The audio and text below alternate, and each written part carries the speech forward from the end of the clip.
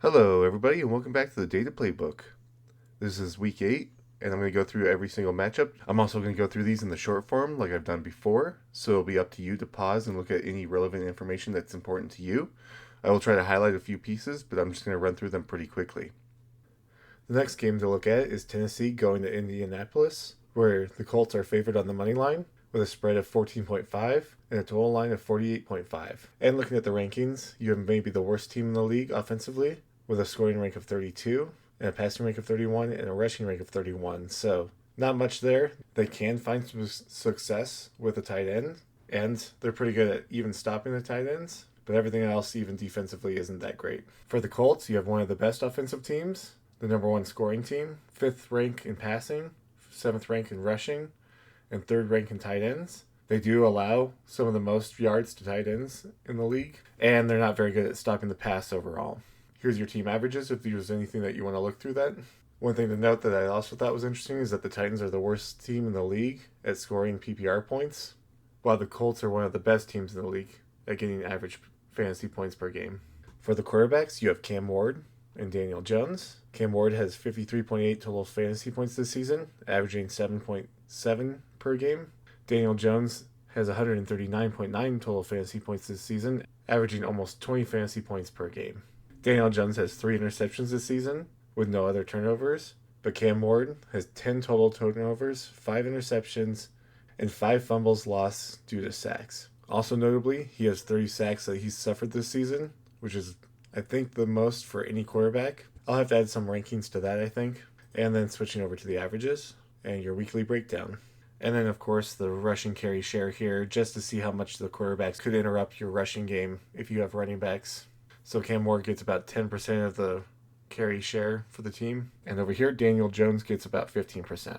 For your running backs, you have Tony Pollard and Jonathan Taylor, with Pollard having 75.2 total fantasy points this season, averaging 10.7 per game, and Jonathan Taylor having 179.2 total fantasy points this season, averaging 25.6 per game. The notable turnovers come from Tony Pollard, with 2 of them, and moving over to your averages and your weekly breakdown.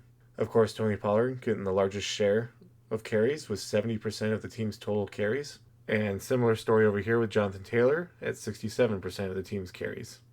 For your number one receivers, with Calvin Ridley out, you have Alec with 53 total fantasy points and 7.7 average. And then, of course, Pittman over here with 102 and 14.5 average per game. And then, of course, their average numbers, if you need any of that, as well as the weekly breakdown, so you can see if they have bigger spikes. And then for their team's receiving share, you have Alec over here with 16.6% of the team's receiving share. And you have Michael Pittman with 19.5% of the team's receiving share.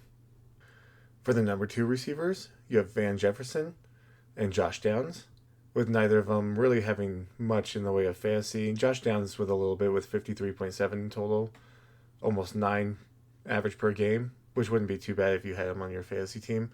Not so much for Jefferson at 5.2, with no other turnovers, and now your average is there. And then with the team's receiving share, you have Van Jefferson with 9%. And over here, you have Josh Downs with 12% of the team's receiving share. And finally, with our tight ends, with Chig and Tyler Warren, I think it's notable that Tyler Warren has 101.5 fantasy points this season, averaging 14.5 for tight ends.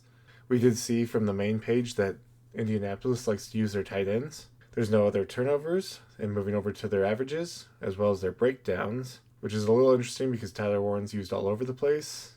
And then looking at their team share, you have Chig with 16% of his team's receiving yards.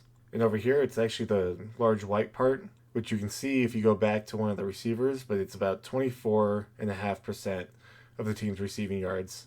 So they do definitely use him a lot more in relation to some other tight ends on other teams. This definitely seems to lean towards the Colts in this game, unless Tennessee can really figure out their offense and how to stop a pretty good offensive team from the Colts, especially with the money line. It seems like the Colts should have this game.